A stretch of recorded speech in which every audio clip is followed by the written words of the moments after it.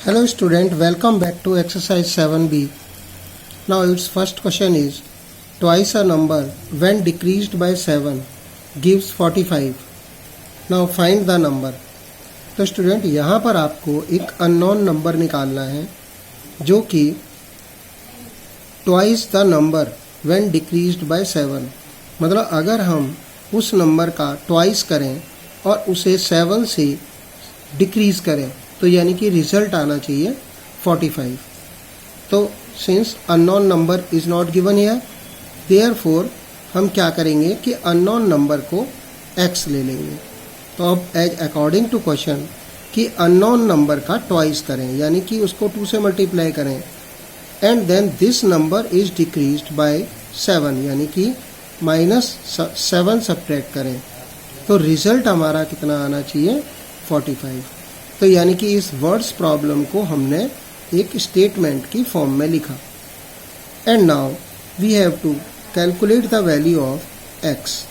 तो that is 7 को हम RHS में ट्रांसपोज करेंगे तो ये हो जाएगा +7 यानी कि अब हमारी इक्वेशन हुई 2x is equal to 45 plus 7 यानी कि 45 प्लस 7 दैट इज 52. अब x is equal to 52/2 that is 26 यानी कि द गिवन नंबर कितना होगा 26. मीन्स जो भी हमने नंबर गिवन नंबर हमने x माना था तो यहाँ पर हम आंसर सेपरेटली लिखेंगे कि the given number is 26. And now question number 2 is a number added to its 2/3 is equal to 55. Find the number. Means एक नंबर को जब हम 2/3 में ऐड करते हैं तो रिजल्ट हमें 55 मिलता है. Now let us we write this word problem in statement. तो यानी कि हम क्या करेंगे, सबसे पहले हम गिवन नंबर को या अननोन नंबर को हम x ले लेंगे. नाउ अकॉर्डिंग टू स्टेटमेंट क्या होगा 2/3 ऑफ दिस नंबर.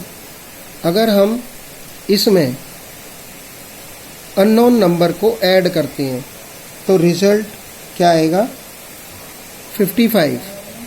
अब दैट इज बिकॉज क्योंकि यहाँ पर हमारा ये रैशनल नंबर है तो इसलिए x के नीचे हम 1 लगाकर इसको भी रैशनल नंबर बना देंगे.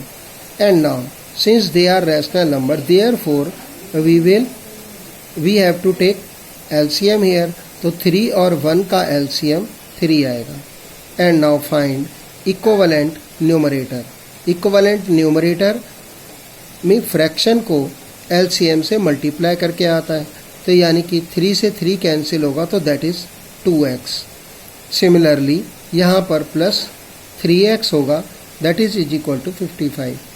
अब क्योंकि न्यूमरेटर हमारा एक सिंगल डिजिट में होता है और डिनोमिनेटर भी सिंगल डिजिट में है.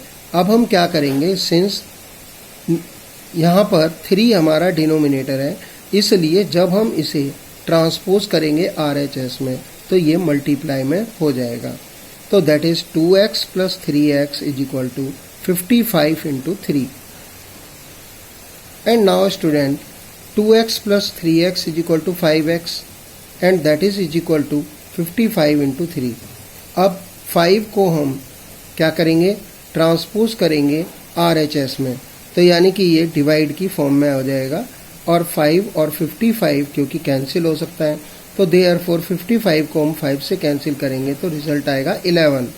अब 11 इंटू 3 कितना होगा 33. तो स्टूडेंट इस तरह से हम अननोन नंबर को फाइंड कर सकते हैं. तो the number is 33. Student now next one question है हमारा फाइंड 2 कॉन्जिक्यूटिव नेचुरल नंबर. अब समझने वाली चीज़ यहाँ पर ये है कि कॉन्जिक्यूटिव नंबर्स कौन से होते हैं. यानी कि एक तो नेचुरल नंबर होने चाहिए और कॉन्जिक्यूटिव नंबर होने चाहिए. कॉन्जिक्यूटिव मतलब एक के बाद एक, दैट इज 2, 3, 4 यानी कि एक साथ आ रहे हैं नंबर तो दैट इज एक के बाद एक लगातार नंबर, उनको हम कॉन्जिक्यूटिव नंबर कहते हैं. तो दैट इज 2 कॉन्जिक्यूटिव नंबर हमें निकालने हैं natural number whose sum is 63 यानी कि जिसका सम 63 हो. आफ्टर दैट अब हम इसे स्टेटमेंट में लिखेंगे, तो यानी कि कॉन्जिक्यूटिव नंबर, तो लेट 2 कॉन्जिक्यूटिव नंबर, और वो नेचुरल नंबर भी होने चाहिए। तो क्या होगा, अगर हम फाइंड करते हैं, तो अगर हम एक नंबर को x ले लेते हैं तो उससे नेक्स्ट नंबर हम किस तरह से निकाल सकते हैं, यानी कि उसमें 1 ऐड करके, क्योंकि 2 के बाद 3, तो यानी कि 2 + 1 करेंगे तो 3 आ जाएगा। तो दैट इज़ 2 कॉन्जिक्यूटिव नंबर हम यहाँ पर लेट करते हैं, x और x + 1। नाउ अब as according to statement 2 consecutive natural number जिनका सम का मतलब प्लस, तो यानी कि फर्स्ट नंबर हमारा हुआ x + 3, दैट इज इनका सम कितना चाहिए, 63। And now solve like term in LHS, तो ये हो जाएगा 2x + 1 = 63। अब 1 को हम RHS में ट्रांसपोज करेंगे, तो यानी कि 63 - 1 होगा, दैट इज 62। अब 2 यहाँ पर मल्टीप्लाई है, तो ये क्या हो जाएगा, 2 से डिवाइड करेंगे तो 31, तो यानी कि हमारे इस तरह से therefore the number are 31 and 32। 32 किस तरह से आया स्टूडेंट, 31, क्योंकि हमारा नेक्स्ट कॉन्जिक्यूटिव नंबर एक तो हमारा x था जो कि 31 के इक्वल आया, लेकिन दूसरा जो कॉन्जिक्यूटिव नंबर है वो +1 करके आना था, तो दैट इज 31 + 1 करेंगे तो 32 हो जाएगा। Student now next one question है हमारा कि is sum of 500 is in the form of denominator, यानी कि denomination of ₹5 and ₹10। What do you mean by it, यानी कि अ सम का मतलब हमारे पास 500 रुपीज़ हैं और वो किस फॉर्म में है, वो ₹5 और 10 रुपीज़ के नोट्स में है। If the total number of notes is 90, अगर 5 रुपीज़ और 10 रुपीज़ के नंबर्स को काउंट करें तो वो कितने हैं, टोटल 90। तो अब find the number of notes of each type, हमें हर तरह के अलग अलग नोट्स कितने होंगे वो निकालने हैं। तो student let the number of notes of denomination 5, यानी कि ना तो हमें यहाँ पर 5 रुपीज़ के नोटों के नंबर दे रखे हैं, ना ही 10 रुपीज़ के, तो हम क्या करेंगे कि 5 रुपीज़ के नोटों के नंबर हम x मान लेते हैं। तो अल्टीमेटली 10 रुपीज़ के नोट कितने होंगे, क्योंकि हमारे टोटल नोट्स 90 हैं। अब अगर हम 5 रुपीज़ के नोटों के नंबर को अगर 90 में से लेस कर दें, तो दैट इज़ हमारे number of notes of denomination, मतलब 10 रुपीज़ के नोटों के नंबर आ जाएंगे। तो इस तरह से यानी कि हम कह सकते हैं कि अब हमारी स्टेटमेंट क्या होगी, यानी कि 5 रुपीज़ के नोट जितने होंगे उनकी वैल्यू क्या होगी, तो दैट इज़ 5 रुपीज़। अब 5 इनकी वैल्यू है, एक नोट की वैल्यू है 5। अब हमारे पास नंबर ऑफ नोट कितने हैं, x हैं, तो यानी कि 5 और x नंबर्स को हम मल्टीप्लाई करके 5 रुपीज़ के नोट्स की वैल्यू आ जाती है। इसी तरह से 10 रुपीज़ के नंबर ऑफ नोट्स को, फॉर एग्जांपल अगर 10 रुपीज़ का एक नोट होगा तो उसकी वैल्यू होगी 10, अगर 2 नोट होंगे तो उसकी वैल्यू हो जाएगी 20।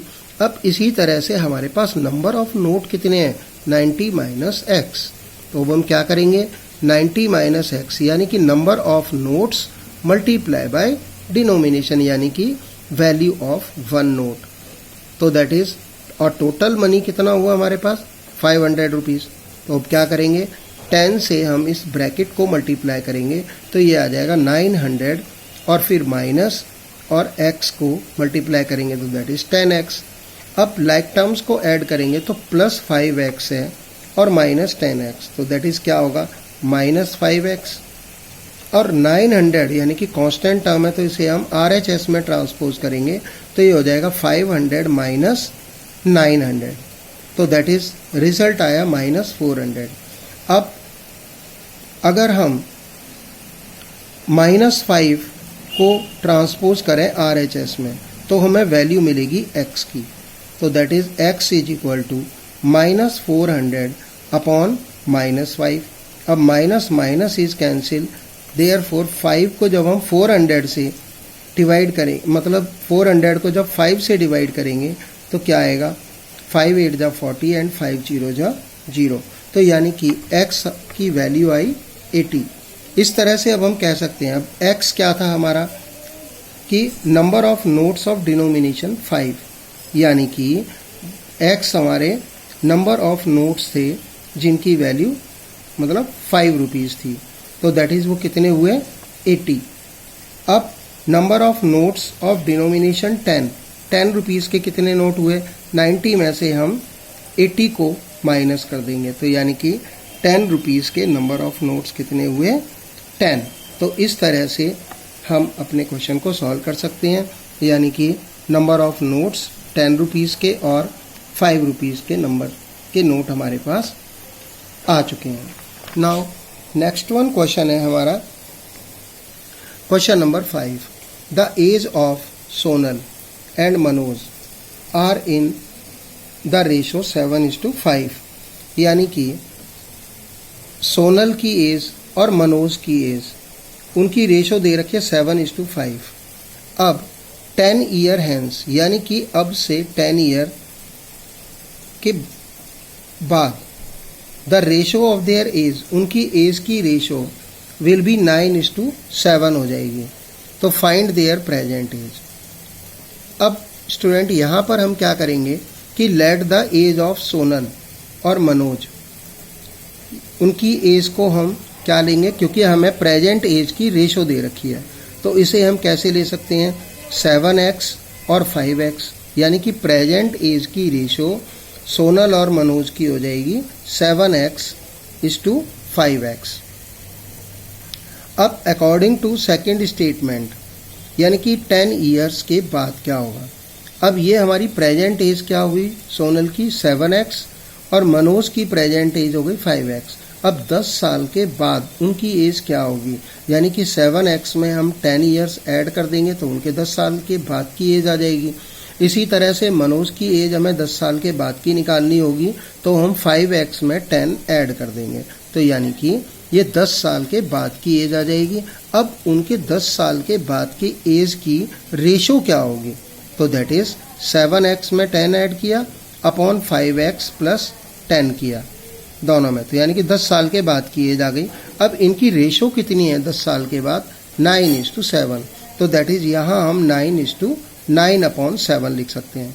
स्टूडेंट इस 2 को हम अपॉन में लिख सकते हैं, तो दैट इज अब हम यहाँ पर क्रॉस मल्टीप्लाई करेंगे, but we have to write here first कि बाय क्रॉस मल्टीप्लिकेशन, यानी कि 7 को हम 7x प्लस 10 से मल्टीप्लाई करेंगे और 9 से हम 5x प्लस 10 को मल्टीप्लाई करेंगे, तो हमारी स्टेटमेंट हो जाएगी 7 और 7x प्लस 10, इसे हम ब्रैकेट में लिखेंगे is equal to 9 into 5x plus 10।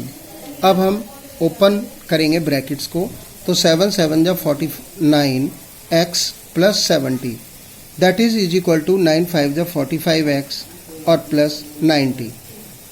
And now student ये वेरिएबल्स हैं हमारे, 45 को अब हम वेरिएबल्स को LHS में लेकर के आएंगे, तो यानी कि 49 माइनस 45x होगा, that is equal to constant term 90 है जो कि RHS में है, तो पहले हम RHS वाली डिजिट्स लिखेंगे, तो दैट इज 90। अब 70 को ट्रांसपोज करेंगे RHS में, तो ये हो जाएगा हमारा, यहाँ पे प्लस का था तो ये यहाँ हो जाएगा माइनस का, that is now solve it, तो that is 4x is equal to 20, यानी कि x कितना आया 20/4 यानी कि 5। अब x, अब हमें निकालना क्या है प्रेजेंट एज, तो student present age of Sonal की हमने क्या लेट की थी 7x, तो यानी कि 7 और x की वैल्यू आई हमारी 5, तो यानी कि 7 इंटू 5 कर देंगे तो ये हो जाएगा 35 ईयर्स। तो सोनल की प्रेजेंट एज हो जाएगी 35 ईयर्स और प्रेजेंट एज ऑफ मनोज हो जाएगी 5x, दैट इज 5 इंटू, और x की वैल्यू 5 है तो 5 इंटू 5 दैट इज 25 ईयर्स हमारा आंसर होगा। Student now let us we do one more question. Now in an examination a student require 40% of the total marks, यानी कि एक examination में एक स्टूडेंट ने 40% मार्क्स गेन किए या उसे पास होने के लिए 40% मार्क्स की ज़रूरत है। इफ़ रूपा गेट्स 185 मार्क्स, अगर रूपा के 185 मार्क्स आए एंड फेल बाय 15 मार्क्स, और वो 15 मार्क्स से फेल हुई, तो फाइंड द टोटल मार्क्स, यानी कि हमें टोटल मार्क्स निकालने हैं कि कितने नंबर का पेपर था या कितने नंबर का एग्ज़ाम था। तो स्टूडेंट सबसे पहले हम इस क्वेश्चन को समझते हैं। क्या है इस क्वेश्चन में कि एक स्टूडेंट को पास होने के लिए एग्ज़ाम में 40% मार्क्स की ज़रूरत होती है, यानी कि अगर रूपा 185 मार्क्स लेकर के आती है और 15 मार्क्स से फेल हो जाती है तो टोटल मार्क्स निकालने हैं। अब मान लो टोटल मार्क्स हमें यहाँ पर नहीं दे रखे हैं, इसलिए हम टोटल मार्क्स को हम x मान लेंगे। अब रूपा ने कितने मार्क्स गेन किए, यानी कि टोटल मार्क्स थे x, उसने कितने मार्क्स गेन किए 40%, तो यानी कि 40% ऑफ x निकालेंगे। तो दैट इज 40/100 इंटू x, यानी कि दीज मच मार्क्स उसने गेन किए।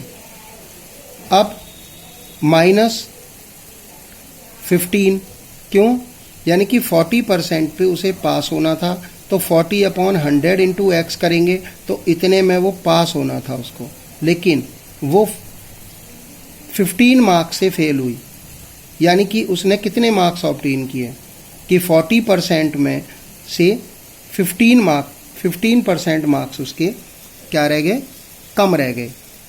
तो यानी कि दैट इज़ अगर हम 40% मार्क्स में से 15 माइनस कर देंगे तो यानी कि रूपा ने जितने मार्क्स लिए वो नंबर आ जाएगा, तो दैट इज़ 185। तो स्टूडेंट नाउ सॉल्व इट। तो दैट इज़ 0 से 0 कैंसिल हुआ, 2 2 जा 4, 2 5 जा 10। अब ये क्या आया 2/5x माइनस 15 अब इज इक्वल टू 185। अब स्टूडेंट 15 को हम ट्रांसपोज करेंगे RHS में तो ये हो जाएगा 200। अब 2/5x यानी कि 5 को 200 से मल्टीप्लाई करेंगे और 2 से डिवाइड करेंगे, तो दैट इज़ हमारी वैल्यू आ जाएगी x की, जो कि हुआ 500। अब क्योंकि हमने x को टोटल मार्क्स मान रखा था, इसलिए total marks of examination is 500 होगा। Student now next one question है हमारा क्वेश्चन नंबर 7, यानी कि एक आदमी a man sold an article, एक आदमी एक आर्टिकल को बेचता है 495 रुपीज़ में और उसको गेन होता है 10% का। अब on it find the cost price of article, हमें आर्टिकल की कॉस्ट प्राइस निकालनी है। अब तो student let the cost price हमारे पास नहीं है, तो let the cost price of article हमने x मान लिया।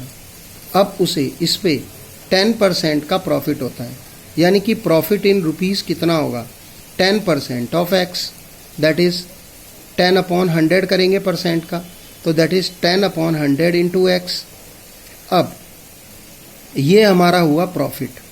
अब स्टूडेंट कॉस्ट प्राइस वो प्राइस होती है जिस पर कि कोई व्यक्ति सामान को खरीदता है, तो यानी कि कॉस्ट प्राइस है x। अब x प्लस उसे प्रॉफिट हुआ, यानी कि अगर हम कॉस्ट प्राइस में प्रॉफिट भी ऐड कर देंगे तो ये हमारी क्या आ जाएगी सेलिंग प्राइस, यानी कि जिस सेलिंग प्राइस क्या होती है जिस प्राइस पर कोई व्यक्ति अपने सामान को बेचता है, तो यानी कि जितने का उसने खरीदा प्लस में प्रॉफिट अगर कर देंगे तो यानी कि उसके बेचने की कॉस्ट आ जाएगी। अब स्टूडेंट हम इसे सॉल्व करेंगे, तो that is x/1 plus x/10।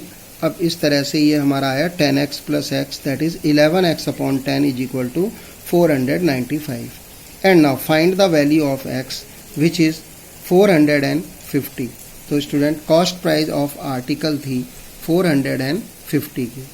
Student now one more question is two supplementary angle differ by 44। Supplementary angle कौन से होते हैं, यानी कि जिन दो एंगल्स का सम 180 डिग्री होगा उन्हें हम सप्लीमेंट्री एंगल्स कहते हैं। तो यानी कि दो एंगल का डिफरेंस कितना है 44। Find the angles.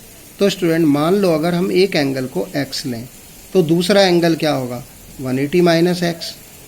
अब उन दोनों एंगल का डिफरेंस 44 दे रखा है हमें, तो यानी कि अगर बड़ा एंगल हमारा x है और छोटा एंगल 180 माइनस एक्स, तो हम क्या करेंगे, बिग एंगल में से यानी कि x माइनस 180 माइनस एक्स यानी कि दूसरे एंगल को माइनस करेंगे तो डिफरेंस आ जाएगा 44।